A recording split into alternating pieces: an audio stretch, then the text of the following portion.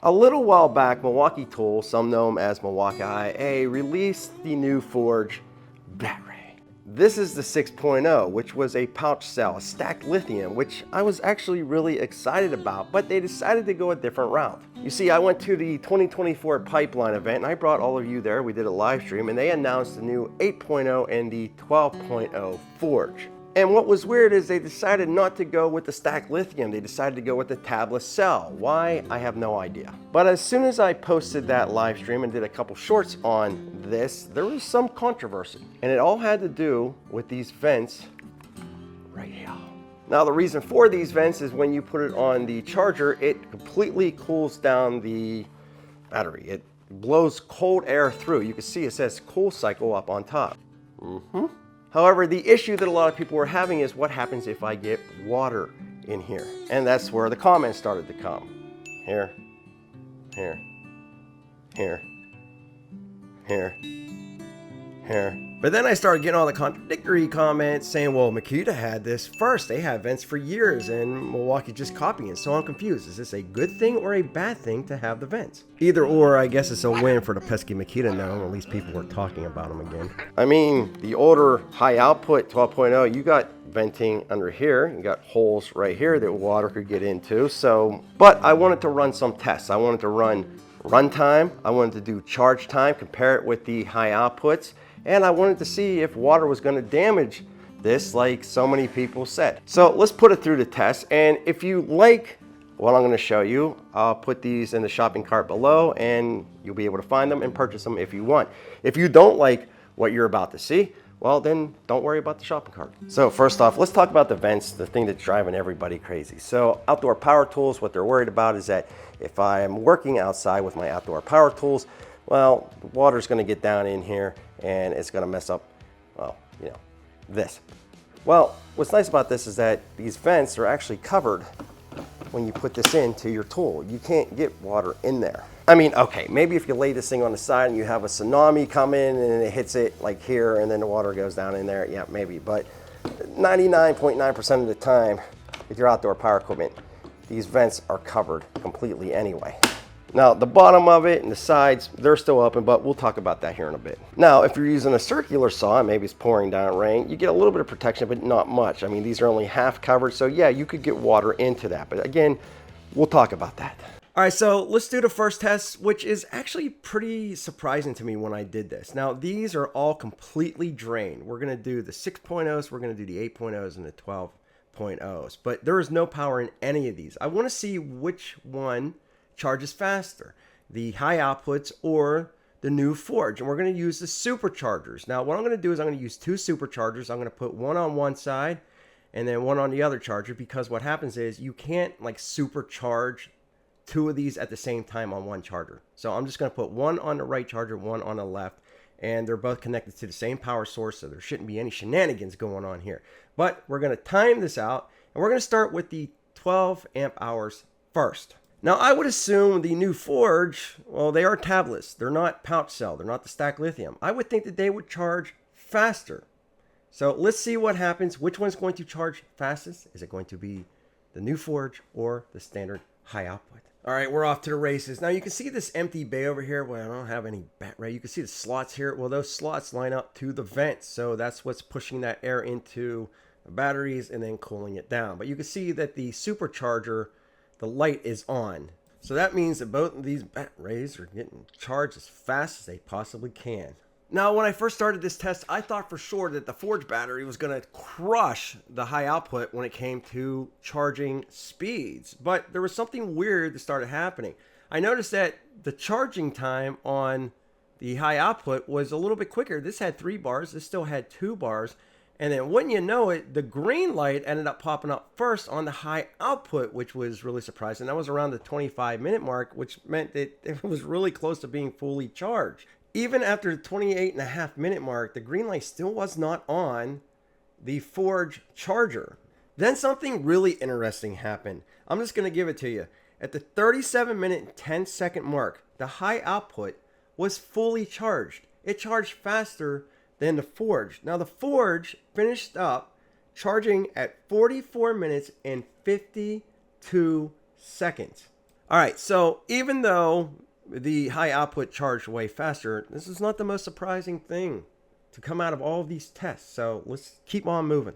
The next test up was the 6.0 versus the 6.0. You can see that the 6.0 is much smaller than the high output 6.0. This is the stacked lithium. This is why I like stacked lithium. But what about the charge time? Well, this was insane.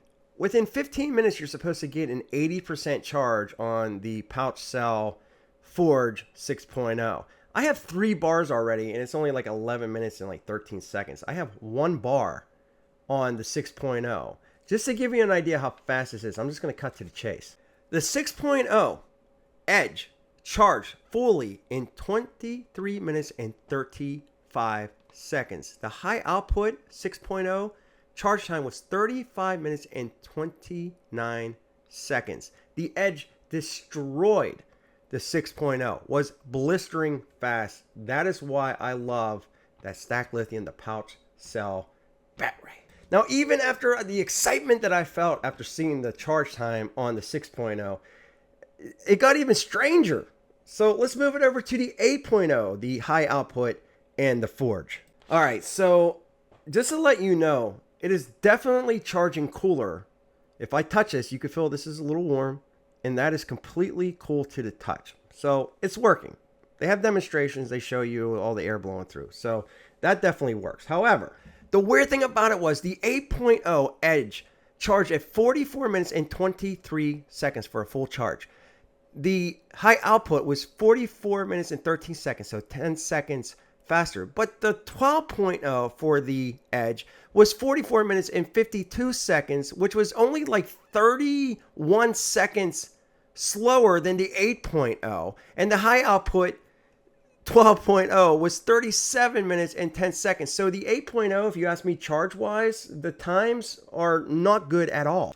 All right, so what about the runtime on these? So let's get the M18 vacuum. Now, this is a pretty good test. Now, if you're using a saw, you're going to have a little bit more sag. And that's what the Forge is set up to do, give you longer runtime. But is it true? So let's just try it with a vacuum where it has a continuous suction, right? So this vac will suck and blow. We're fully charged on both of these. We got the high output. We're going to put that in first, and we're going to see how long this vacuum will run. All right, so the final time for the standard high output was 23 minutes and almost 53 seconds for a continuous runtime with that. Now, we're going to switch it over to the Forge and see what the runtime is with that. So this was insane to me. Even though the high output charged like 5 minutes faster, I got a over 40 minutes, like 40 minutes, 7-second runtime on the new Forge 12 amp hour. That is almost twice as long for runtime than the high output. That I was not expecting.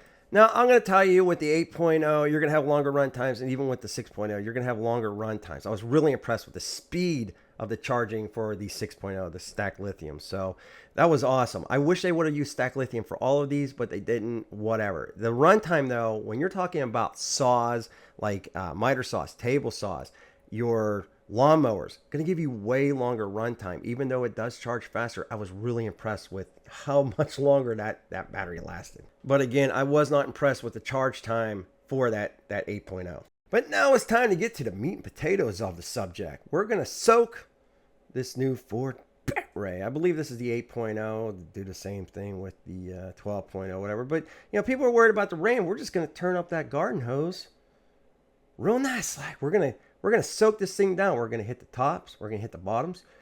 I mean, I ain't worried about no sprinkling when it comes to raining. I want to see this thing drenched. Now, from what I'm hearing from an inside source, I got some scoop saying that these cells are protected by some type of coating.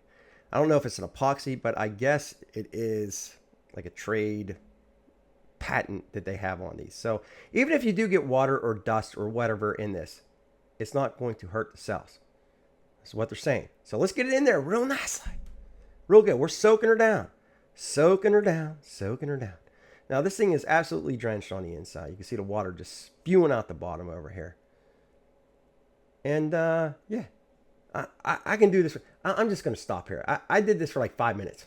So now I'm going to take this, and again, it's completely soaked. You can see the water dripping out. Now, I didn't want to throw this on a charger, completely soaked because I didn't want to get the electrocution running through my body and my bones. So I emptied it out a little bit and I took a blower and just sort of, blew the contacts off. I mean, obviously, safety first, right? I got people like, oh, you should have just put it on the charger with a soak like that. No, I don't want to die. I don't want to become unalive. So I'm just going to blow this off for like 2 seconds, right? Try to get some air in there. That's it. So I don't die. And hoping that I don't become unalive, I'm going to throw this back on the charger and it works fine. There's no issue. You can hear the fan kicking back on and then it becomes completely, fully charged again. Now, can I throw it on my saw? Well, let's find out.